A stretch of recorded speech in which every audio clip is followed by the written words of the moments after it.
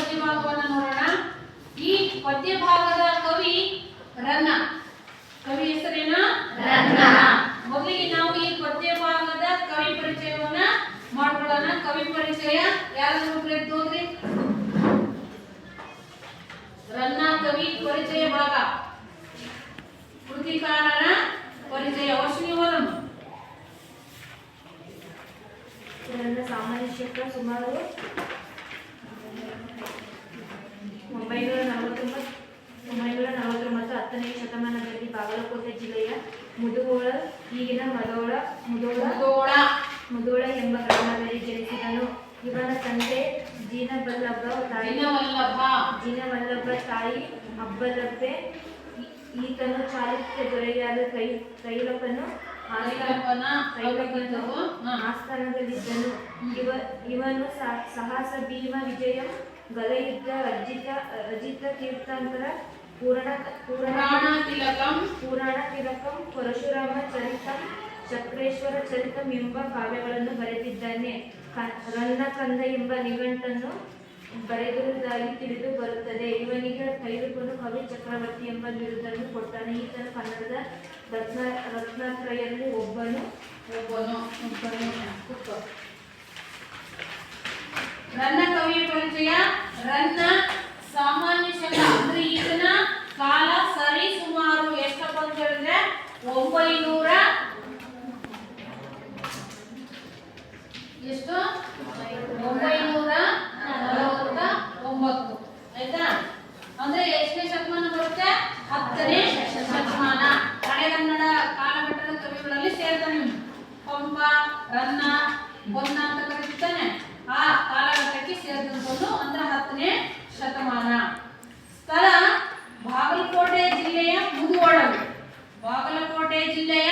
ಮುಧೋಳಲು. ಈಗ ಆ ಮುಧೋಳಲು ಅನ್ನೋ ಏನು ಸ್ಥಳಕ್ಕೆ ಮುಧೋಳ ಅಂತ ಹೆಸರಾಗಿದೆ. ಈಗ ಯಾವ್ದಾದ್ರು ಪ್ಲೇಸ್ ಸ್ಥಳ ಯಾವುದು? ಮುಧೋಳ ಎಂಬ ಗ್ರಾಮದಲ್ಲಿ ಜನಿಸಿದನು. ಇವನ ತಂದೆ ಹೆಸರು ಜಿನವಲ್ಲಭ. ತಂದೆ ಹೆಸರೇನು? ಜಿನವಲ್ಲಭ. ತಾಯಿಯ ಹೆಸರು ಅಬ್ಬಲಬ್ಬೆ. ಅದರ ದಂಪತಿಗಳ ಮಗನಾಗಿ 949ರಲ್ಲಿ ಅಂದ್ರೆ 10ನೇ ಶತಮಾನದಲ್ಲಿ ಜನಿಸಿದವನು. ಇವನು ಬರೆದಿರುವಂತಹ ಕೃತಿಗಳು ಯಾವ್ಯಾವ ಅಂತ ಹೇಳಿದ್ರೆ ಸಾಹಸ ಭೀಮ ವಿಜಯಂ ಅಂದ್ರೆ ಇನ್ನೊಂದು ಹೆಸರು ಯಾವಿದೆ? ಗದಾಯುಧ. ಸಾಹಸ ಭೀಮ ವಿಜಯಂ, ಅಜಿತ ತೀರ್ಥಂಕರ ಪುರಾಣ ತಿಲಕಂ, ಪರಶುರಾಮ ಚರಿತಂ, ಚಕ್ರೇಶ್ವರ ಚರಿತಂ ಎಂಬ ಕಾವ್ಯಗಳನ್ನ ಬರೆದಿದ್ದಾನೆ. ಇವ್ರು ಬರೆದಿರುವಂತಹ ಕೃತಿಗಳು ಇಷ್ಟು.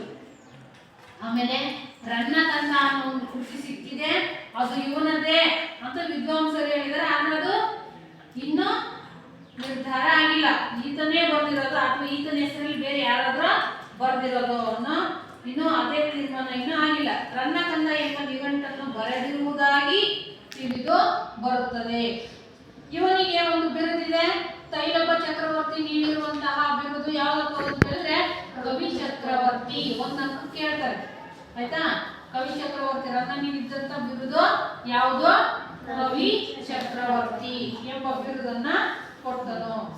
ಈತನು ಕನ್ನಡದ ರತ್ನತ್ರಯರಲ್ಲಿ ಒಬ್ಬನು.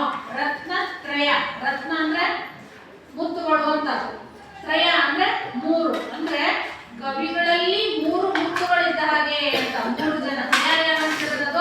ಮೊದಲನೇದು ಒಂದೇ ಹೆಸರು ಗೊತ್ತಾಗಿದೆ, ರನ್ನ ಅಲ್ವಾ? ಪಂಪ, ಪೊನ್ನ, ರನ್ನ.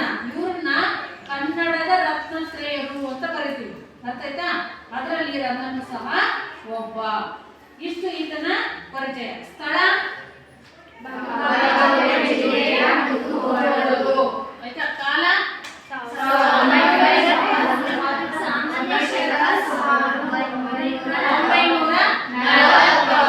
ಶತಮಾನ ಎಷ್ಟು ಅಂತ ಕೇಳಿದ್ರೆ 10ನೇ ಶತಮಾನ.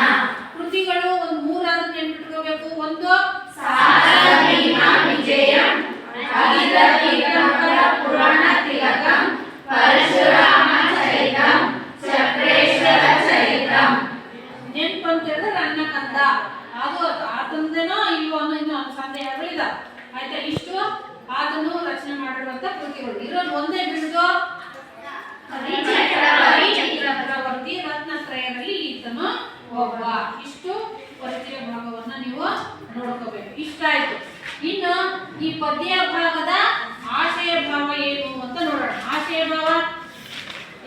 ಹೋದ್ರಿ ಓದಮ್ಮ ಪ್ರಜ್ಞಾ. ದುರ್ಯೋಧನನ ತಂದೆ ತಾಯಿಯರ ಅಪೇಕ್ಷೆಯಂತೆ ರಣರಂಗದಲ್ಲಿ ಶರಶಯ್ಯೆಯಲ್ಲಿ ಮಲಗಿದ್ದ ತಾತ ಭೀಷ್ಮರ ಸಲಹೆಯನ್ನು ಪಡೆಯಲು ಬರುತ್ತಾನೆ. ಭೀಷ್ಮರು ಯುದ್ಧವನ್ನು ಮಾಡದೆ ಪಾಂಡವರೊಂದಿಗೆ ಸಂಧಿ ಮಾಡಿಕೊಂಡು ಬದುಕಬೇಕೆಂಬ ಸಲಹೆಯನ್ನು ದುರ್ಯೋಧನನಿಗೆ ನೀಡುತ್ತಾರೆ. ಆದರೆ ದುರ್ಯೋಧನ ಅದಕ್ಕೊಪ್ಪದೆ ತಾನು ಯುದ್ಧವನ್ನೇ ಮಾಡುವುದಾಗಿ ತಿಳಿಸುತ್ತಾನೆ. ಈ ಸಂದರ್ಭದಲ್ಲಿ ಪ್ರಕಟಗೊಳ್ಳುವ ದುರ್ಯೋಧನನ ಛಲದ ಗುಣ ಅವನ ಸ್ವಭಾವಕ್ಕೆ ತಕ್ಕುದಾಗಿ ಇಲ್ಲಿ ನಿರೂಪಿತವಾಗಿದೆ. ಚಲಮನೆ ಮೆರೆವೆಂ ಎಂಬ ಪದ್ಯಭಾಗವನ್ನು ಪ್ರೊಫೆಸರ್ ಹಂಪ ನಾಗರಾಜಯ್ಯ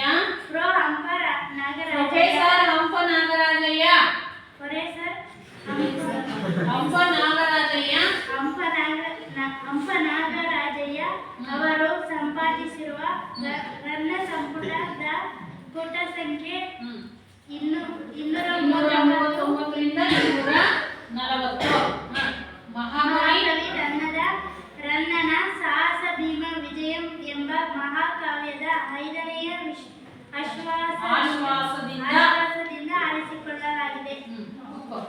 ಆಶಯ ಭಾವ ಏನು ಈ ಪದ್ಯಭಾಗದ ಅಂತ ಹೇಳಿದ್ರೆ, ದುರ್ಯೋಧನನು ತಂದೆ ತಾಯಿಯರ ಅಪೇಕ್ಷೆಯಂತೆ ರಣರಂಗದಲ್ಲಿ ಶರಶೈಲಿಯಲ್ಲಿ ಮಲಗಿದ್ದ ತಾತ ಭೀಷ್ಮರ ಸಲಹೆಯನ್ನು ಪಡೆಯಲು ಬರುತ್ತಾನೆ. ನಿಮಗೆ ಗೊತ್ತಿದೆ, ನಾವು ಕೌರವೇಂದ್ರನ ಕೊಂದೆ ನೀನು ಪದ್ಯಭಾಗದಲ್ಲಿ ಇದ್ರದ್ದು ಒಂದೆಳೆ ಹಿಡ್ಕೊಂಡು ನೋಡಿದ್ರೆ ಅಲ್ಲೂ ಇದ್ರ ಸಾರಾಂಶ ಸಿಗುತ್ತೆ ನಮಗೆ. ಆಯ್ತಾ? ಏನ್ ನೋಡಿದ್ವಿ ನಾವು ಕೌರವೇಂದ್ರನ ಕೊಂದೆ ನೀನು ಪದ್ಯಭಾಗದಲ್ಲಿ?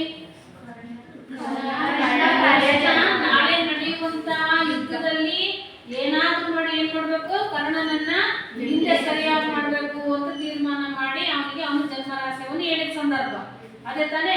ಇಲ್ಲಿ ಆಗ್ಲೇ ಯುದ್ಧ ನಡೆದು ಹೋಗಿದೆ, ಕೊನೆಯ ಹಂತಕ್ಕೆ ಬಂದಿದೆ ಈಗ. ಆಯ್ತಾ? ಆ ಕೌರವೇಂದ್ರನ ಕೊಂದೆ ನೀನು ಪದ್ಯಭಾಗದಲ್ಲಿ ಎಲ್ಲಿ ಮುಕ್ತಾಯ ಆಯ್ತು? ಕರ್ಣ ಶಪಥ ಮಾಡಿದ್ದು ಮುಕ್ತಾಯ ಆಯ್ತು ಅಲ್ವಾ? ಏನಂತ ಶಪಥ ಮಾಡಿದ? ನಾಳಿನ ಮಹಾಭಾರತ ಯುದ್ಧ ಮಾರಿಗೆ ಬಹುತರವಾಗಿರುತ್ತೆ. ಆಯ್ತಾ? ಏನು ಶತ್ರುಗಳ ಸೈನ್ಯವನ್ನ ಅವರಿಗೂ ನಿನ್ನ ಏನೋ ನನ್ನ ದುರ್ಯೋಧನನ ಪಾದಕ್ಕೆ ಒಪ್ಪಿಸ್ತೀನಿ, ಆದ್ರೆ ನಿನ್ನ 5 ಇದಾರಲ್ಲ, ಆ 5 ಜನಕ್ಕೆ ನಾನು ಏನು ತೊಂದರೆಯನ್ನ ಮಾಡಲ್ಲ ಅಂತೇಳಿ ಏನ್ ಮಾಡ್ತಾನೆ, ಕರ್ಣ ಶಪಥವನ್ನ ಮಾಡ್ತಾನೆ. ಅಲ್ಲಿ ಮುಕ್ತಾಯ ಆಗುತ್ತೆ. ನಿಮ್ ಪಟ್ಟಿ ಅಲ್ಲಿ ಮುಕ್ತಾಯ ಆಗುತ್ತೆ. ಆದ್ರೆ ಯುದ್ಧ ನಿಂತೋಗುತ್ತಾ? ಇಲ್ಲ, ಯುದ್ಧ ಆಗುತ್ತೆ. ಕರ್ಣನ ಸಾವನ್ನಪ್ತಾನೆ ಅಲ್ವಾ? ದೊಡ್ಡ ಘಟಾನುಘಟಿಗಳೆಲ್ಲ ಯುದ್ಧ ಮಾಡಿ ಮರಣವನ್ನು ಹೊಂದುತ್ತಾರೆ. ಕೌರವರ ಕಡೆ ಭೀಷ್ಮ ಸೇನಾಧಿಪತಿ ಪಟ್ಟವನ್ನು ಕಟ್ಟಿರ್ತಾನೆ. ಯಾರು? ಭೀಷ್ಮ. ಯಾರು ಭೀಷ್ಮ? ಇಲ್ಲಿ ಬಂದಿದೆ ದುರ್ಯೋಧನನ ತಾತ ಅಂತ ಹೇಳಿದ್ರೆ ಇಲ್ಲಿ ಕೌರವರು ಪಾಂಡವರ ಗುರುನು ಹೌದು, ಕೌರವರು ಮತ್ತೆ ಪಾಂಡವರು ಅಲ್ವಾ?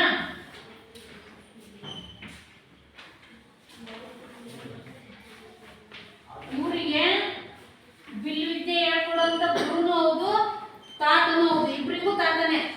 ಆಯ್ತಾ? ಕೌರವರಿಗೂ ಮತ್ತು ಪಾಂಡವರಿಗೂ. ಇವನು ಇಚ್ಛಾಮರಣಿ. ಯಾರು? ಭೀಷ್ಮ. ಏನಂದ್ರೆ ಅವನಿಗೊಂದು ವರ ಇತ್ತು. ಏನಂದ್ರೆ ಅವನಿಗೆ ಯಾವಾಗ ಇಷ್ಟ ಬರುತ್ತೋ ಅವ್ನು ಪ್ರಾಣ ಬಿಡೋದು. ಅವನಿಗೆ ಯಾವಾಗ ನನ್ ಸಾಯ್ಬೇಕು ಅನ್ಸುತ್ತ ಅವಾಗ ಸಾಯುವಂತದ್ದು ಒಂದು ವರ ಅವನಿಗಿತ್ತು. ಯಾರಿಗೆ? ಭೀಷ್ಮನಿಗೆ. ಈಗ ಕೌರವರ ಕಡೆ ಸೇನಾಧಿಪತಿ ಪಟ್ಟವನ್ನ ಕಟ್ಟಿ ಯುದ್ಧ ಮಾಡ್ತಾನೆ. ಅರ್ಜುನನ ಬಾಣಗಳಿಗೆ ತುತ್ತಾಗಿ ಶರಶೈಲಿಯಲ್ಲಿ ಮಲಗಿದಾನೆ. ಏನು ಶರ ಅಂತ ಹೇಳಿದ್ರೆ ಬಾಣ. ಶರ ಅಂತಂದ್ರೆ ಏನು? ಬಾಣ. ಶಯ್ಯ ಅಂತ ಹೇಳಿದ್ರೆ ಹಾಸಿಗೆ.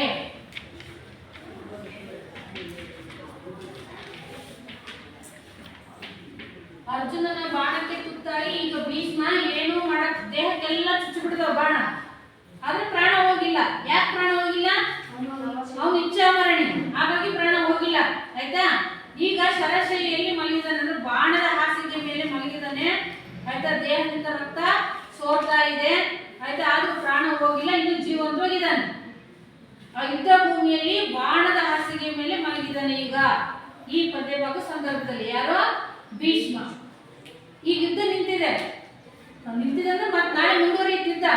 ಈಗ ಅವ್ನು ಸರಸೆಯಲ್ಲಿ ಮಲಗಿದಾನೆ, ಯುದ್ಧಕ್ಕೆ ವಿರಾಮವನ್ನು ಕೊಟ್ಟಿದ್ದಾರೆ ಈಗ ಸದ್ಯ. ಆಯ್ತಾ? ಈ ಸಮಯದಲ್ಲಿ ಏನಾಗುತ್ತಪ್ಪ ಅಂತ ಹೇಳಿದ್ರೆ, ಈ ದುರ್ಯೋಧನನ ತಂದೆ ತಾಯಿಗಳಾದಂತಹ, ಯಾರು ದುರ್ಯೋಧನನ ತಂದೆ ತಾಯಿ? ಧೃತರಾಷ್ಟ್ರ ಮತ್ತು ಗಾಂಧಾರಿ. ಅವರಿಬ್ರು ಏನ್ ಮಾಡ್ತಾರೆ ಅಂತ ಹೇಳಿದ್ರೆ, ದುರ್ಯೋಧನನನ್ನ ಕರೆದ್ಬಿಟ್ಟು, ಸಾಕು ಇಷ್ಟೊಂದು ಸಾವು ನೋವುಗಳಾಗಿದ್ದಾವೆ, 101 ಜನ ಮಕ್ಕಳು ಅವಳಿಗೆ, ಯಾರಿಗೆ? ಗಾಂಧಾರಿಗೆ. ಆಯ್ತಾ? ಇಷ್ಟೊಂದು ಜನ ಮಕ್ಕಳನ್ನ ಕಳ್ಕೊಂಡ್ ಬಿಟ್ಟಿದೀನಿ, ಇರೋ ನೀನು ಒಬ್ಬ, ನೀನು ಇಲ್ಲ ಅಂದ್ಬಿಟ್ರೆ ನಮ್ಮ ಕೊನೆಗಾಲಕ್ಕೆ ನಮ್ಗೆ ಚಿತೆಗೆ ಅಂತ್ಯಕ್ರಿಯೆ ಮಾಡೋರು ಯಾರು? ಅಲ್ವಾ? ನಿನ್ನಿಂದ ತಾನೇ, ಮಕ್ಕಳಿಂದ ತಾನೇ ತಂದೆ ತಾಯಿಗೆ ಸದ್ಗತಿ ಸಿಗ್ಬೇಕು ಅಲ್ವಾ? ನೀನೇ ಇಲ್ಲ ಅಂತ ಹೇಳಿದ್ರೆ ನಮಗೆ ಸದ್ಗತಿ ಕೊಡೋರು ಯಾರಪ್ಪ? ಬೇಡ, ಇಲ್ಲಿ ನಿಲ್ಲಿಸ್ಬಿಡು ಯುದ್ಧನ, ಪಾಂಡವರ ಜೊತೆ ಸಂಧಿ ಮಾಡ್ಕೊ ಅಂತ ಹೇಳಿ ಒಪ್ಸೋ ಪ್ರಯತ್ನ ಮಾಡ್ತಾರೆ. ಯಾರು? ದುರ್ಯೋಧನನ ತಂದೆ ತಾಯಿಗಳು. ಯಾರು? ಧೃತರಾಷ್ಟ್ರ ಮತ್ತು ಗಾಂಧಾರಿ. ಆದ್ರೆ ಅವನು ತನ್ನ ಛಲವನ್ನು ಬಿಡಲ್ಲ. ಅದೇ ಪದ್ಯದ ಹೆಸರು, ಛಲಮನೆ ಮೆರೆಯೋನು. ಯಾರ ಮಾತನ್ನು ಅವನು ಕೇಳಕ್ಕೆ ತಯಾರಿರಲ್ಲ. ಇಲ್ಲ, ನಾನು ಯುದ್ಧವನ್ನು ಮಾಡಿಯೇ ಮಾಡ್ತೀನಿ, ಪಾಂಡವ್ರು ಏನಾದ್ರು ಭೂಮಿ ಪಡ್ಕೋಬೇಕು ಅಂದ್ರೆ ನನ್ನನ್ನು ಸಾಯಿಸಿನೇ ಭೂಮಿ ತಗೋಬೇಕು, ಒಟ್ಟಾರೆ ನಾನು ಜೀವಂತವಾಗಿರೋವರೆಗೂ ಮಾತ್ರ ಅವ್ರ ಜೊತೆ ನನ್ನ ಸಂಧಿಯನ್ನ ಮಾಡ್ಕೊಳ್ಳಲ್ಲ ಅಂತ ಹೇಳಿ ಶಪಥ ಮಾಡಿರ್ತಾನೆ. ಹಾಗಾಗಿ ಯಾರು ಬುದ್ಧಿ ಹೇಳಿದ್ರು ಸಹ ಅವನು ಒಪ್ಪೋದಕ್ಕೆ ತಯಾರಿರಲ್ಲ. ಇಲ್ಲ, ನಾನು ಯುದ್ಧವನ್ನು ಮಾಡಿಯೇ ಮಾಡ್ತೀನಿ ಅನ್ನೋ ತೀರ್ಮಾನಕ್ಕೆ ಬರ್ತಾನೆ. ಅಷ್ಟೊಂದು ಹಠ ಛಲ ಅವನಲ್ಲಿ ಇತ್ತು. ಯಾರಲ್ಲಿ? ದುರ್ಯೋಧನನಲ್ಲಿ. ಸೇಡ್ ತೀರ್ಸ್ಕೋಬೇಕಿತ್ತು. ಯಾರ ಮೇಲೆ? ಪಾಂಡವರ ಮೇಲೆ. ಅದರಲ್ಲೂ ಅವನಿಗೆ ಅವಮಾನ ಆಗಿದ್ದೆಲ್ಲಿ? ಅವಮಾನ ಆಗಿದ್ದೆಲ್ಲಿ? ಅರಗಿನ ಮನೆಯಲ್ಲಿ ಅಲ್ವಾ? ಏನು ಅರಗಿನ ಮನೆಯಲ್ಲ, ಮನು ದೇವಲೋಕದಿಂದ ಒಬ್ಬ ಶಿಲ್ಪಿಯನ್ನ ಕರೆಸ್ಬಿಟ್ಟು ಮನೆಗಳನ್ನ ಕಟ್ಸಿರ್ತಾನೆ ಒಂದು. ಆಯ್ತಾ? ಅಲ್ಲಿ ಅದನ್ನ ನೋಡ್ಲಿಕ್ಕೆ ಹೋದಂತ ಸಂದರ್ಭದಲ್ಲಿ ದುರ್ಯೋಧನನಿಗೆ ಅವಮಾನದ ಮೇಲೆ ಅವಮಾನ ಆಗುತ್ತೆ. ಹೇಳಿದ ಸಂದರ್ಭ ಹೆಂಗೆ ಆಯ್ತು ಅಂತ ಅಲ್ವಾ? ದ್ರೌಪದಿ ನಕ್ಕಿದ್ದಕ್ಕೆ ಅವ್ನ ಮನಸ್ಸಲ್ಲಿ ಅದೇ ಏನೋ ಸೇಡ್ ಇಟ್ಕೊಳ್ತಾನೆ ಅವಾಗಿಂದ. ಯಾರ ಮೇಲೆ? ಪಾಂಡವರ ಮೇಲೆ. ಆ ಒಂದು ಉದ್ದೇಶಕ್ಕೆ ದ್ಯೂತವನ್ನು ಆಡ್ತಾನೆ, ಪಾಂಡವರನ್ನು ಸೋಲಿಸ್ತಾನೆ, ವನವಾಸಕ್ಕೆ ಕಳಿಸ್ತಾನೆ. ಇದೆಲ್ಲವೂ ಕಾರಣ ಅದೇ. ಇಷ್ಟೆಲ್ಲ ಸಾವು ನೋವು ಆದ್ರೂ ಇನ್ನೂ ಸಹ ಯುದ್ಧವನ್ನ ಮುಂದುವರಿಸಬೇಕು ಅನ್ನೋ ಆಟದಲ್ಲೇ ಇದ್ದಾನೆ. ಈ ಕೊನೆಯ ಹಂತಕ್ಕೆ ಬಂದಾಗ ಅವನನ್ನ ಏನಾದ್ರೂ ಮಾಡಿ ಮನಸ್ಸು ಬದಲಾಯಿಸ್ಬೇಕು ಅಂತೇಳಿ ಗುರುಗಳು, ಹಿರಿಯರು ಎಲ್ಲಾ ಪ್ರಯತ್ನ ಪಡ್ತಾರೆ. ಆದ್ರೆ ನೀನು ಜಗ್ಗಲ್ಲ, ಇಲ್ಲ ಯುದ್ಧವನ್ನು ಮಾಡಿನೇ ತೀರ್ಬೇಕು ಅಂತ ಹಠಕ್ಕೆ ಬೀಳ್ತಾನೆ. ಹೀಗೆ ದುರ್ಯೋಧನನ ಹಠದಿಂದಾಗಿ ಯಾರು ಏನ್ ಮಾಡಕ್ಕೋ ಆಗೋದಿಲ್ಲ. ಕೊನೆಗೆ ಇವನ್ ತಂದೆ ತಾಯಿ ಆದಂತಹ ಧೃತರಾಷ್ಟ್ರ ಮತ್ತು ಗಾಂಧಾರಿ ಏನ್ ಮಾಡಿದ್ರು, ಆಯ್ತಪ್ಪ ನೀನಂತೂ ನಮ್ಮ ಮಾತು ಕೇಳ್ತಿಲ್ಲ, ಹೋಗು ಆ ಯುದ್ಧ ಭೂಮಿಯಲ್ಲಿ ಬಾಣದ ಹಾಸಿಗೆ ಮೇಲೆ ಯಾರು ಮಲಗಿದ್ದಾರೆ? ಭೀಷ್ಮ ಮಲಗಿದಾನೆ. ಅವ್ರ ಮಾತನ್ನ ಕೇಳಬೇಡ ಅಂತ ಹೇಳಲ್ಲ ಇವರು, ಅವ್ರ ಆಶೀರ್ವಾದ ಪಡ್ಕೊಂಡು ಹೋಗು ಅಂತ ಕಳಿಸ್ತಾರೆ. ಉದ್ದೇಶ ಏನು? ಅವರಾದ್ರೂ ನೀವು ಬುದ್ಧಿ ಹೇಳ್ತಾರೆ ಅಂತ. ಬಾಣದ ಹಾಸಿಗೆ ಮೇಲೆ ಮಲಗಿರುವಂತ ಭೀಷ್ಮ ಇನ್ನು ಮಾತಾಡ್ತಿರ್ತಾನೆ. ಆಯ್ತಾ? ಇನ್ನು ದೇಹದಲ್ಲಿ ಶಕ್ತಿ ಇರುತ್ತೆ. ಯಾಕಂದ್ರೆ ಇಚ್ಛೆ ಮರಣಿ, ಪ್ರಾಣ ಹೋಗುವಂತ ಸನ್ನಿವೇಶ ಬಂದ್ರು ಗಟ್ಟಿ ಹಿಡ್ಕೊಳ್ಳುವಂತ ವರ ಅವನಿಗೆ ಇತ್ತು. ಹಾಗಾಗಿ ಅವನ ಹತ್ರ ಹೋಗು, ಭೀಷ್ಮರ ಹತ್ರ ಹೋಗಿ ಅವ್ರ ಆಶೀರ್ವಾದ ಪಡ್ಕೊಂಡು ಹೋಗು ಅಂತ ಹೇಳಿ ಕಳಿಸ್ತಾರೆ. ಧೃತರಾಷ್ಟ್ರ ಮತ್ತು ಗಾಂಧಾರಿ ಯಾರನ್ನ?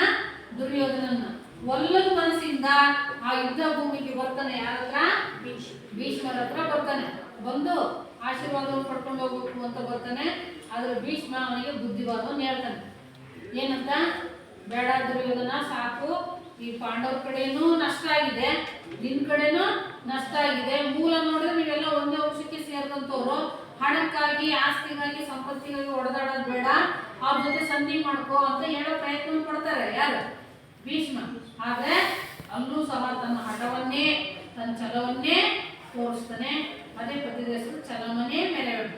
ಏನೇ ನಷ್ಟ ಆಗಲಿ ನಾನು ನನ್ನ ಛಲವನ್ನೇ ಸಾಧಿಸ್ತೀನಿ ಅಂತ ಮೊದಲೇನಿನ ಅರ್ಥ. ಅರ್ಥ ಆಯ್ತಾ? ಹಿಂಗೆ ಈ ಇಡೀ ಪದ್ಯ ಭಾಗದಲ್ಲಿ ಭೀಷ್ಮ ಮತ್ತು ದುರ್ಯೋಧನ ಇಬ್ಬರ ನಡುವೆ ನಡೆಯೋ ಮಾತುಕತೆನೇ ನಿಮ್ ಪದ್ಯ. ಭೀಷ್ಮ ಮತ್ತು ದುರ್ಯೋಧನರ ಮಧ್ಯೆ ಏನ್ ಮಾತುಕತೆ ನಡೆಯುತ್ತಲ್ಲ ಅದು ನಿಮ್ ಪದ್ಯ ಭಾಗ. ಹೀಗೆ ದುರ್ಯೋಧನನು ತಂದೆ ತಾಯಿಯರ ಅಪೇಕ್ಷೆಯಂತೆ ರಣರಂಗದಲ್ಲಿ ಅಂದ್ರೆ ಯುದ್ಧ ಭೂಮಿಯಲ್ಲಿ ಶರಶೈಲಿಯಲ್ಲಿ ಮಲಗಿದ್ದ ಅಂದ್ರೆ ಬಾಣದ ಹಾಸಿಗೆಯಲ್ಲಿ ಮಲಗಿದ್ದ ತಾತ ಭೀಷ್ಮರ ಸಲಹೆಯನ್ನು ಪಡೆಯಲು ಬರುತ್ತಾನೆ. ಯಾರ ಸಲಹೆ ಮೇರೆಗೆ ಬಂದ? ಅವನ ತಂದೆ ತಾಯಿಗಳು ಹೇಳಿದ್ರು ಅಂತ ಅಲ್ಲಿಗೆ ಬಂದ. ಭೀಷ್ಮರು ಯುದ್ಧವನ್ನು ಮಾಡದೆ ಪಾಂಡವರೊಂದಿಗೆ ಸಂಧಿ ಮಾಡಿಕೊಂಡು ಬದುಕಬೇಕೆಂಬ ಸಲಹೆಯನ್ನು ದುರ್ಯೋಧನನಿಗೆ ನೀಡುತ್ತಾರೆ. ಬೇಡ, ಯುದ್ಧ ನಿಲ್ಲಿಸ್ಬಿಡು, ಅವ್ರ ಜೊತೆ ಸಂಧಿ ಮಾಡಿಕೊಂಡು ಇಬ್ರು ಅಣ್ಣ ತಮ್ಮಂದ್ರೆ ಅಲ್ವಾ, ಇನ್ ಮುಂದಾದ್ರೂ ಚೆನ್ನಾಗಿ ಬದುಕ್ರಿ ಅಂತ ಸಲಹೆಯನ್ನ ನೀಡ್ತಾರೆ. ಆದ್ರೆ ದುರ್ಯೋಧನ ಅದಕ್ಕೊಪ್ಪದೆ ತಾನು ಯುದ್ಧವನ್ನೇ ಮಾಡುವುದಾಗಿ ತಿಳಿಸುತ್ತಾನೆ. ಅದಕ್ಕೊಪ್ಪಲ್ಲ. ಯಾರು ನೋಡಿದ್ರು ಬುದ್ಧಿ ಹೇಳ್ತಾರಲ್ಲ ನನಗೆ ಅಂತ ಅವನು, ಯಾರೋ ದುರ್ಯೋಧನ, ಅದಕ್ಕೊಪ್ಪದೆ ಇಲ್ಲ, ನಾನು ಯುದ್ಧವನ್ನೇ ಮಾಡ್ತೀನಿ ಅಂತೇಳಿ ತನ್ನ ಹಠವನ್ನಲ್ಲಿ ತಿಳಿಸ್ತಾನೆ. ಈ ಸಂದರ್ಭದಲ್ಲಿ ಪ್ರಕಟಗೊಳ್ಳುವ ದುರ್ಯೋಧನನ ಛಲದ ಗುಣ ಅವನ ಸ್ವಭಾವಕ್ಕೆ ತಕ್ಕುದಾಗಿ ಇಲ್ಲಿ ನಿರೂಪಿತವಾಗಿದೆ. ಅದನ್ನ ಚಿತ್ರಿಸ್ತಾನೆ. ಅವನ ಹಠ ಛಲ ಅನ್ನೋದು ಅವನ ಮಾತಲ್ಲಿ ಹೆಂಗ್ ಬಂತು, ಅವನ ಇರೋ ಹಠಕ್ಕೂ ಅವನು ಮಾತಾಡೋ ಮಾತಿಗೂ ಯಾವ ರೀತಿ ಹೊಂದಾಣಿಕೆ ಇತ್ತು, ಅವನ ಸ್ವಭಾವಕ್ಕೆ ತಕ್ಕನಾಗಿ ಅವನ ಛಲ ಆಯ್ತಾ. ಅದನ್ನ ಇಲ್ಲಿ ರನ್ನಕವಿ ಏನ್ ಮಾಡ್ತಿದ್ದಾನೆ, ವರ್ಣಿಸ್ತಾ ಇದ್ದಾನೆ. ಛಲಮನೆ ಮೆರೆವೆಂ ಪದ್ಯ ಭಾಗದಲ್ಲಿ ಛಲಮನೆ ಮೆರೆವೆಂ ಅದು ಹಳೆಗನ್ನಡ ರಾ ಅರ್ಥಾಯ್ತಾ, ಅಲ್ಲಿ ಲೇಪ ಕೊಟ್ಟಿರೋದ್ರಿಂದ ರೇ ಅರ್ಥಾಯ್ತಾ. ಛಲಮನೆ ಮೆರೆವೆಂ ಅಂದ್ರೆ ಅರ್ಥ ಏನ, ನನ್ನ ಛಲವನ್ನೇ ನಾನು ಸಾಧಿಸ್ತೀನಿ ಹೊರತು ಸಂಧಿಯನ್ನ ಮಾತ್ರ ಮಾಡ್ಕೊಳ್ಳಲ್ಲ. ಯಾರೊಟ್ಟಿಗೆ? ಪಾಂಡವರೊಟ್ಟಿಗೆ ಅಂತ. ಛಲಮನೆ ಮೆರೆವೆಂ ಎಂಬ ಪದ್ಯ ಭಾಗವನ್ನು ಪ್ರೊಫೆಸರ್ ಹಂಪ ನಾಗರಾಜಯ್ಯ ಅವರು ಸಂಪಾದಿಸಿರುವ ರನ್ನ ಸಂಪುಟದ ಮಹಾಕವಿ ರನ್ನನ ಸಾಹಸ ಭೀಮ ವಿಜಯಂ ಎಂಬ ಮಹಾಕಾವ್ಯದ 5ನೆಯ ಆಶ್ವಾಸದಿಂದ ಆರಿಸಿಕೊಳ್ಳಲಾಗಿದೆ. ಈ ಪದ್ಯ ಭಾಗದ ಆಯ್ಕೆ ಗ್ರಂಥ ಸಾಹಸ ಭೀಮ ವಿಜಯಂ. ಆ ಸಾಹಸ ಭೀಮ ವಿಜಯ ಒಂದು ದೊಡ್ಡ ಗ್ರಂಥ. ಆ ಗ್ರಂಥದ ಒಂದು ಸಣ್ಣ ಭಾಗ ಛಲಮನೆ ಮೆರೆವೆಂ ಅನ್ನೋ ಒಂದು ಸಣ್ಣ ಪದ್ಯ. ಇಷ್ಟು ಆಶಯ ಭಾವ. ಇನ್ನು ಪ್ರವೇಶ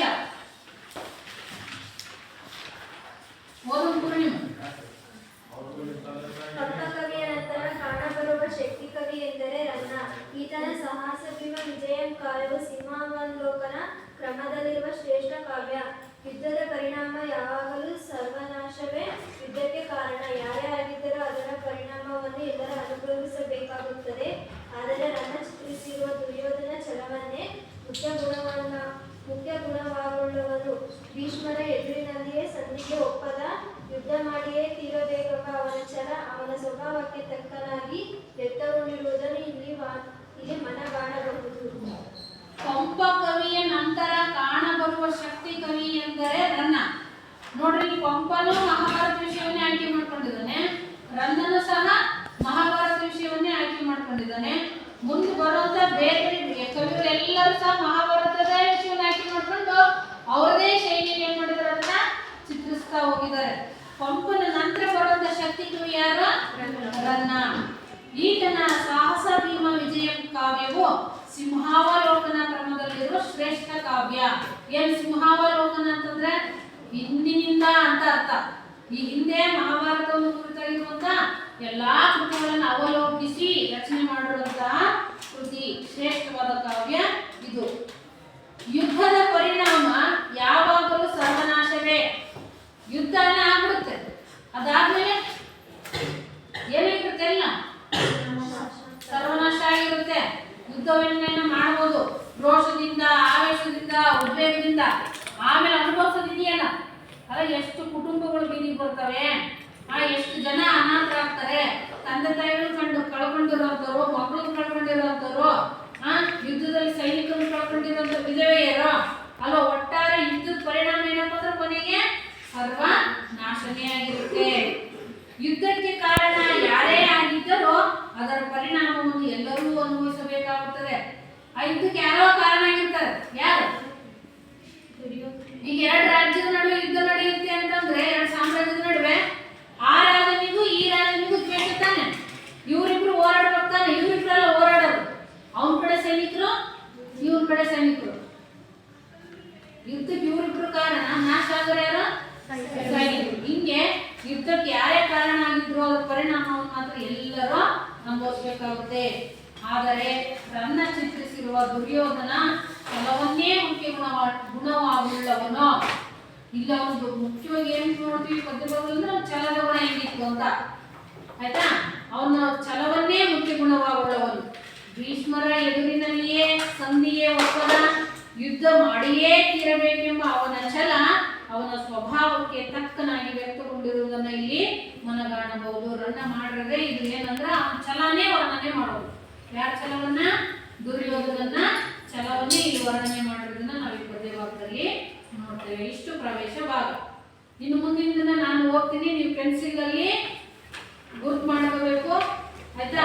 ಎಲ್ಲಿ ಭಾಗ ಆಗುತ್ತೆ ಆ ಪದ ಅಂತ ನೋಡ್ಕೋಬೇಕು.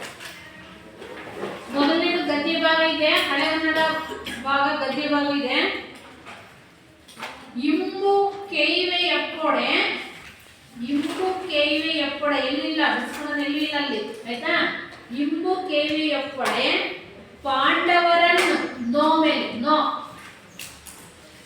ಪಾಂಡವರನ್ನು ಒಡಂಬಡಿಸಿ, ಪಾಂಡವರನ್ನು ಒಡಂಬಡಿಸಿ ಸಂಧಿಯಂ ಮಾಡಿ ಪೂರ್ವ ಕ್ರಮದೊಳ್ ನಡೆಗೊಂತು ಮಾಡ್ಪೆಂ. ಲೇಗೆ ಲೇಗೆ ಪಾವತ್ತು ಅನುಸ್ವರ ಮಾಡ್ಪೆಂ. ಇನ್ನುಂ ಮಾಮೇಲೆ ಇನ್ನುಂ, ಇನ್ನುಂ ಅವರ್ ರೇ ಮೇಲೆ ರೇ, ಇನ್ನುಂ ಅವರ್ ಎಮ್ಮ ಮಾಮೇಲೆ ಎಮ್ಮ. ಅಂದುದಂ ಅಂದುದಂ ಇಂಬು ಕೇಯದವರ್ ಮೀರುವರಲ್ಲ, ಮೀರುವರಲ್ಲ. ನೀನು ಮೇಮೇಲೆ ನೀನು ಎಮ್ಮ ಪೇಳುದಂ, ನೀನು ಮೇಮೇಲೆ ಹಾಕೊಂಡಿರ್ತಾನೆ. ಎಮ್ಮ ಪೇಳುದಂ ಮೀರದೆ ನೆಗಳಲ್ ವೇಳ್ಪುಂ ಮೇಮೇಲೆ, ನೆಗಳಲ್ ವೇಳ್ಪುಂ ಮೇಮೇಲೆ. ಏನೇ ಏನೇ ಸುಯೋಧನಂ ಸುಯೋಧನಂ ಮುಗುಳ್ನಗೆ ನಕ್ಕೋ, ಮುಗುಳ್ನಗೆ ನಕ್ಕೋ. ಮುಗುಳ್ನಗೆ ನಕ್ಕು. ಏನಪ್ಪ ಇದ್ರ ಅರ್ಥ ಅಂತ ಹೇಳಿದ್ರೆ, ಇಂಬು ಕೇಯುವೆ ಎಪ್ಪಡೆ. ಈಗ ಸಂದರ್ಭ ಎಂತದ್ದು ಅರ್ಥ ಆಗಿದೆ ನಿಮಗೆ. ಏನ್ ಸಂದರ್ಭ? ದುರ್ಯೋಧನ ಭೀಷ್ಮರ ಹತ್ರ ಬಂದಿದ್ದಾನೆ. ಎಲ್ಲಿ ಭೀಷ್ಮರು ಇರೋದು? ಯುದ್ಧ ಭೂಮಿಯಲ್ಲಿದ್ದಾರೆ, ಶರಶೈಲಿಯಲ್ಲಿ ಮಲಗಿದ್ದಾರೆ. ಅಂದ್ರೆ ಬಾಣದಾಸಿಗೆ ಮೇಲೆ ಮಲಗಿದ್ದಾರೆ. ಅವ್ರ ದೇಹಕ್ಕೆಲ್ಲ ಬಾಣಗಳು ಚುಚ್ಚಿದಾವೆ. ಅಂತ ಸಮಯದಲ್ಲಿ ದುರ್ಯೋಧನ ಈಗ ಬಂದು ಅವ್ರ ಮುಂದೆ ನಿಂತಿದ್ದಾನೆ. ಅವನ ಮುಖವನ್ನು ನೋಡಿದಂತಹ ಭೀಷ್ಮರು ಅವನನ್ನ ಮಾತಾಡ್ಸೋದಕ್ಕೆ ಶುರು ಮಾಡ್ತಾರೆ.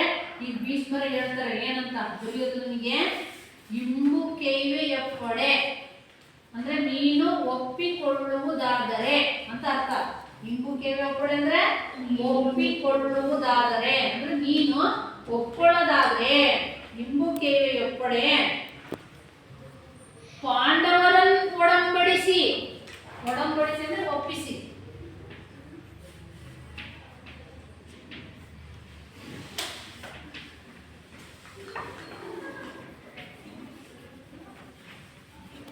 ಇಂಬು ಕೇಯುವೆ ಎಪ್ಪಡೆ ಅಂದ್ರೆ ನೀನು ಒಪ್ಪಿಕೊಳ್ಳುವುದಾದರೆ ಪಾಂಡವರನ್ನು ಒಡಂಬಡಿಸಿ ಅಂದ್ರೆ ಪಾಂಡವರನ್ನು ಒಪ್ಪಿಸಿ. ಸಂಧಿಯಂ ಮಾಡಿ ಪೂರ್ವ ಕ್ರಮದೊಳ್ ನಡೆವಂತು ಮಾಡ್ತೇನೆ. ಮಾಡ್ತೇನೆ ಅಂದ್ರೆ ಮಾಡ್ತೀನಿ, ಮಾಡ್ತೇನೆ ಅಂದ್ರೆ ಮಾಡ್ತೀನಿ. ಇಷ್ಟರರ್ಥ ಏನಿರ್ಬೋದು ಹೇಳಿ ನೋಡೋಣ. ಇಂಬು ಕೇಯುವೆ ಎಪ್ಪಡೆ ಪಾಂಡವರನ್ನು ಒಡಂಬಡಿಸಿ ಸಂಧಿಯಂ ಮಾಡಿ ಪೂರ್ವ ಕ್ರಮದೊಳ್ ನಡೆವಂತು ಮಾಡ್ಬೇಂ. ಏನಿರ್ಬೋದು ಅರ್ಥ? ನೀನು ಒಪ್ಪಿಕೊಳ್ಳೋದಾದ್ರೆ ಪಾಂಡವರನ್ನು ಸಹ ಒಪ್ಪಿಸಿ ನಿಮ್ಮಿಬ್ಬರ ನಡುವೆ ಸಂಧಿಯನ್ನ ಮಾಡಿ ಪೂರ್ವ ಕ್ರಮದೊಳ್ ಅಂದ್ರೆ ನೀವು ಇದಕ್ಕಿಂತ ಹಿಂದೆ ಹೆಂಗಿದ್ರಲ್ಲ ಅಣ್ಣ ತಮ್ಮಂದ್ರ ರೀತಿ ಆ ರೀತಿ ಮತ್ತೆ ಇರಂಗೆ ಮಾಡ್ಬೇಂ ಅಂದ್ರೆ ಮಾಡ್ತೀನಿ ನೀನು ಒಪ್ಪೋದಾದ್ರೆ ಅಂತ ಹೇಳ್ತಾರೆ. ಯಾರು? ಭೀಷ್ಮ. ಯಾರಿಗೆ? ದುರ್ಯೋಧನನಿಗೆ. ಇಂಬು ಕೇಯುವೆ ಎಪ್ಪಡೆ ಪಾಂಡವರನ್ನು ಒಡಂಬಡಿಸಿ ಸಂಧಿಯಂ ಮಾಡಿ ಪೂರ್ವ ಕ್ರಮದೋಳು ನಡೆವಂತು ಮಾಡ್ಬೇಂ. ನೀನ್ ನನ್ನ ಮಾತು ಕೇಳು, ನೀನು ಒಪ್ಪೋದಾದ್ರೆ ಪಾಂಡವರನ್ನು ಒಪ್ಪಿಸಿ ನಿಮ್ಮಿಬ್ಬರ ನಡುವೆ ಸಂಧಿಯನ್ನ ಮಾಡಿ ಪೂರ್ವ ಕ್ರಮದಲ್ಲಿ ಅಂದ್ರೆ ನೀವು ಹಿಂದೆ ಹೆಂಗಿದ್ರು ಆ ರೀತಿ ಮತ್ತೆ ನಡೆಯೋ ರೀತಿ ನಾನು ಮಾಡ್ತೀನಿ. ಅಲ್ಲಿ ಒಂದು ಅರ್ಥ ಮುಗಿಯಿತು. ಆಯ್ತಾ? ಇನ್ನು ಅವರ್, ಇನ್ನು ಅವರ್ ಅಂದ್ರೆ ಇನ್ನು ಅವರು ಅಂತ. ಯಾರು? ಪಾಂಡವರು. ಇನ್ನು ಅವರ್ ಎಮ್ಮ ಅಂದುದು ಅಂದ್ರೆ ನಾನು ಹೇಳಿದ್ದನ್ನ, ಎಮ್ಮ ಅಂದ್ರೆ ನಾನು. ಇನ್ನು ಅವರ್ ಎಮ್ಮ ಅಂದುದು ಇಂಬುಕೆಯರವರ್. ಇನ್ನು ಪಾಂಡವರು ನಾನು ಹೇಳಿದ್ದನ್ನ ಮೀರಿದವರಲ್ಲ. ಇಂಬುಕೆಯರವರ್ ಅಂದ್ರೆ ಮೀರುವವರಲ್ಲ. ನಾನು ಹೇಳೋದು ಕೇಳ್ತಾರೆ ಪಾಂಡವರು.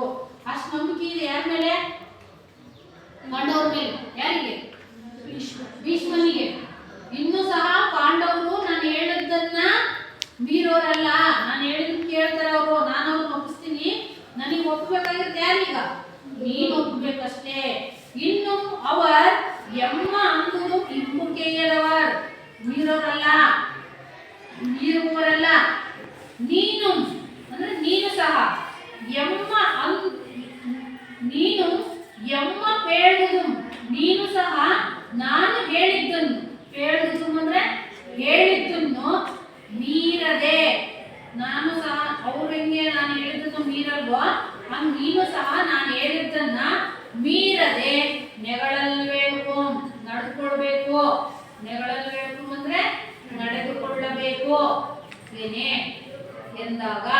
ಯಾರಿಂದ? ಭೀಷ್ಮರು ಹೇಳಿದಾಗ ಸುಯೋಧನ, ಸುಯೋಧನ ಅಂದ್ರೆ ದುರ್ಯೋಧನ ಮುಗುಳ್ನಗೆ ನಕ್ಕು, ಮುಗುಳ್ನಗೆ ನಕ್ಕ. ನಗೆಯಲ್ಲಿ ಏನೇನೋ ನಗೆಗಳಿದಾವೆ ಅಲ್ವಾ? ನಗೆಯಲ್ಲೇ ಚುಚ್ಚಿ ಮಾತಾಡ್ಬೋದು, ಅದು ಇದೆ ನಗೆಯಲ್ಲಿ, ಚುಚ್ಚು ನಗೆ ಅಲ್ವಾ? ನಮ್ಮ ಮನಸ್ಸಲ್ಲಿ ಇರುವಂತ ದ್ವೇಷ, ಅಸೂಯೆ ಎಲ್ಲವನ್ನೂ ಯಾವ್ದ್ರ ತೋರಿಸ್ಬೋದು? ನಗೆಯಲ್ಲೇ ತೋರಿಸ್ಬೋದು. ಅಂತ ನಗೆ ನಕ್ಕ ಅಲ್ಲಿ ಯಾರು? ದುರ್ಯೋಧನ ಮುಗುಳ್ ನಗೆ ನಕ್ಕ. ಆ ನಗೆ ಹೇಳ್ಬಿಟ್ಟು ಏನಂತ? ನಾನು ಒಪ್ಪಲ್ಲ, ಯುದ್ಧ ಮಾಡ್ತೀನಿ ಅಂತ ಅವ್ನ ನಗೆಯನ್ನೇ ಹೇಳ್ಬಿಟ್ಟು. ಆಯ್ತಾ? ಆ ರೀತಿ ಮುಗುಳ್ ನಗೆಯನ್ನ ನಕ್ಕ ದುರ್ಯೋಧನ. ಇದು ಈ 3 ಸಾಲಿನ ಅರ್ಥ. ಅರ್ಥ ಆಗಿದೆ ಇಲ್ಲ? ಅರ್ಥ ಆಗಿದೆ ತಾನೆ? ಇಡೀ ಸಾರಾಂಶ ಮತ್ತೊಂದು ಸರಿ ಹೇಳ್ತೀನಿ.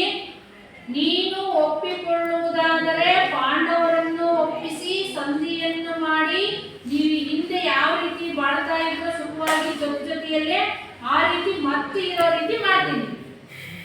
ಇನ್ನು ಆ ಪಾಂಡವರು ನಾನು ಹೇಳಿದ್ದನ್ನ ಒಪ್ಕೊಳ್ತಾರೆ, ಮೀರೋರಲ್ಲ. ನೀನು ಸಹ ನಾನು ಹೇಳಿದ್ದನ್ನ ಮೀರದೆ ನಡೆದುಕೊಳ್ಬೇಕು ಅಂದಾಗ ಸುಯೋಧನ ಮಾತನ್ನ ಕೇಳಿ ಮುಗುಳ್ನಗೆ ನಕ್ಕ ಅಂತ ಇದ್ರ ಅರ್ಥ. ಅರ್ಥ ಆಯ್ತಾ ಯೋಗೀಶ? ಅರ್ಥ ಆಯ್ತು ತಾನೆ? ಇದು ಈ 3 ಸಾಲಿನ ಭಾವಾರ್ಥ. ಅರ್ಥ ಆಯ್ತಾ? ಇನ್ನು ಪದ್ಯ ಅಲ್ಲಿದೆ. ಕಮ್ ಅಂತ ಅಂದ್ರೆ ಅರ್ಥ ಏನದು? ಕಂದ ಪದ್ಯ. ಏನ್ ಕಂದ ಪದ್ಯ ಲಕ್ಷಣ? 4 ಸಾಲಿನ ಪದ್ಯ ಅಲ್ವಾ? 4 ಮಾಡ್ಕೊಳ್ಳುವಂತ ಗಣಭಾಗ ಮಾಡ್ಬೇಕು ಗೊತ್ತಿದೆ ತಾನೆ? ಇದು ಕಂದ ಪದ್ಯ. ಆ ರೀತಿ ಮುಗುಳ್ನಗೆ ನಕ್ಕು ಹೇಳ್ತಾನೆ ಯಾರು? ದುರ್ಯೋಧನ ಹೇಳ್ತಾನೆ. ಕಂದ ಪದ್ಯದಲ್ಲಿ ಇರೋದು ದುರ್ಯೋಧನ ಹೇಳುವಂತಹ ಮಾತು. ಆಯ್ತಾ? ಏನ್ ಹೇಳ್ದ? ನಿಮಗೆ ಕೊಡೆಮಟ್ಟು ಕೋಪಿ, ನಿಮಗೆ ಕೊಡೆಮಟ್ಟು ಕೋಪಿ ಸಮಕಟ್ಟಿಂ ಬಂದೆನ್ ನಾಮೆನು.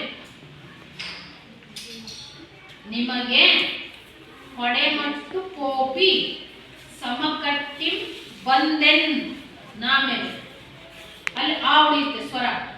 ಅಹಿತರೋಳ್, ಅಹಿತರೋಳ್ ಸಂಧಿಯನೇಂ, ಸಂಧಿಯನೇಂ ಸಮಗೊಳಿಸಲೆಂದು ಬಂದೆನೆ, ಸಮಗೊಳಿಸಲೆಂದು ಬಂದೆನೆ. ಸಮರದೋಳ್ ಳೆ ಮೇಲೆ, ಸಮರದೋಳ್ ಳೆ ಮೇಲೆ ಎನಗೆ ಗಾ ಮೇಲೆ, ಗಾ ಮೇಲೆ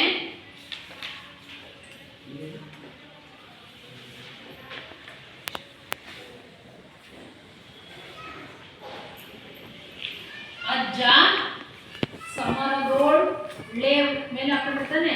ಎನಗೆ ಗಾ ಮೇಲೆ ಅಜ್ಜ ಪೇಳಿಂ ಮಾ ಮೇಲೆ, ಪೇಳಿಂ ಆವುದು, ಆವುದು ಕಜ್ಜಂ ಅಂತ ಹೇಳ್ದ. ಆಯ್ತಾ? ಏನಾದ್ರೆ ಅದ್ರ ಅರ್ಥ ಏನು ಅಂತ ಹೇಳಿದ್ರೆ, ನಿಮಗೆ ಕೊಡೆಮಟ್ಟು ಕೋಪಿ ಸಮಕಟ್ಟಿ ಬಂದೆನ್. ಅಲ್ಲಿ ಒಂದು ಅರ್ಥ ಏನದು ಅಂತ ಹೇಳಿದ್ರೆ, ನಾನು ಬಂದಿದ್ದು ಯಾಕೆ ಅಂದ್ರೆ ನಿಮಗೆ ಕೊಡೆಮಟ್ಟು ಕೋಪಿ ಅಂದ್ರೆ ನಿಮಗೆ ನಮಸ್ಕಾರ ಮಾಡಿ, ಕೋಪಿ ಅಂದ್ರೆ ಹೋಗೋಣ ಅಂತ ಬಂದೆ. ನಾನು ಬಂದಿದ್ದು ಯಾಕೆ ಅಂತ ಹೇಳಿದ್ರೆ ನಿಮಗೆ ಕೊಡೆಮಟ್ಟು ಹೋಗೋಣ ಅಂತ ಬಂದೆ. ಅಂದ್ರೆ ನಿಮ್ ನಮಸ್ಕಾರ ಮಾಡಿ ನಿಮಗೆ ನಿಮ್ಮ ಆಶೀರ್ವಾದವನ್ನು ತಗೊಂಡು ಹೋಗೋಣ ಅಂತ ಬಂದೆ. ಇದನ್ನು ಆ ಮಾತನ್ನು ಸಹ ಅಹಂಕಾರದಲ್ಲಿ ಹೇಳ್ತಾನೆ ಯಾರೋ ದುರ್ಯೋಧನ. ನಿಮಗೆ ಕೊಡೆಮಟ್ಟು ಕೋಪಿ ಸಮಕಟ್ಟಿ ಬಂದೆನ್.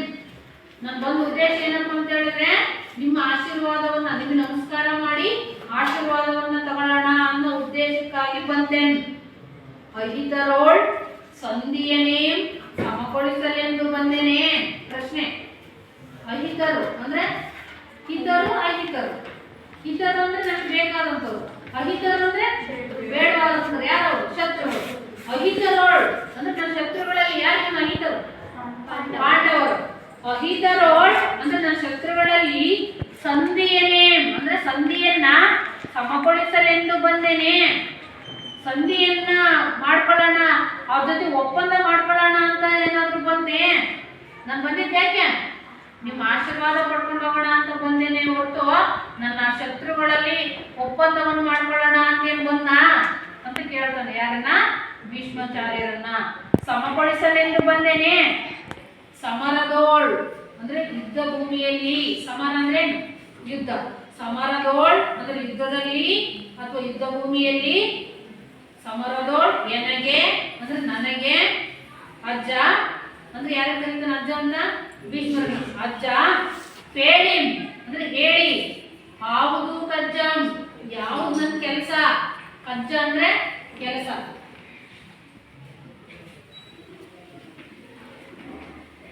ಇದನ್ನ ಪೂರ್ತಿ ಬಿಡಿಸಿ ಹೇಳ್ತೀನಿ. ಕಜ್ಜ ಅಂದ್ರೆ ಕೆಲಸ. ತತ್ಸಮ ತದ್ಭವ ರೂಪ ಕಜ್ಜಕ್ಕೆ ಕಾರ್ಯ ನೆನ್ಪಿಟ್ಕೋಬೇಕು. ಒಂದು ನಂತರಕ್ಕೆ ಕೇಳ್ತಾರೆ ತತ್ಸಮ ತದ್ಭವ ಕಜ್ಜ ಕಾರ್ಯ. ಕಾರ್ಯ ಅಂತ ಕೊಟ್ಟಿದ್ರು ಅಂದ್ರೆ ಕಜ್ಜ. ಅರ್ಥ ಏನು? ಕೆಲಸ. ಸಮರದೋಳು ಎನಗೆ ಅಜ್ಜ ಪೇಳಿ ಆವುದು ಕಜ್ಜಂ. ಯುದ್ಧ ಭೂಮಿಯಲ್ಲಿ ಅಜ್ಜ ನನ್ನ ಕೆಲಸ ಏನು ಅಂತ ಹೇಳಿ ಅಷ್ಟೇ ಅಂತ ಹೇಳ್ದ. ಅದ್ರ ಅರ್ಥ ಈಗ ಕರೆಕ್ಟಾಗಿ ಕೇಳಿಸ್ಕೊಳ್ರಿ.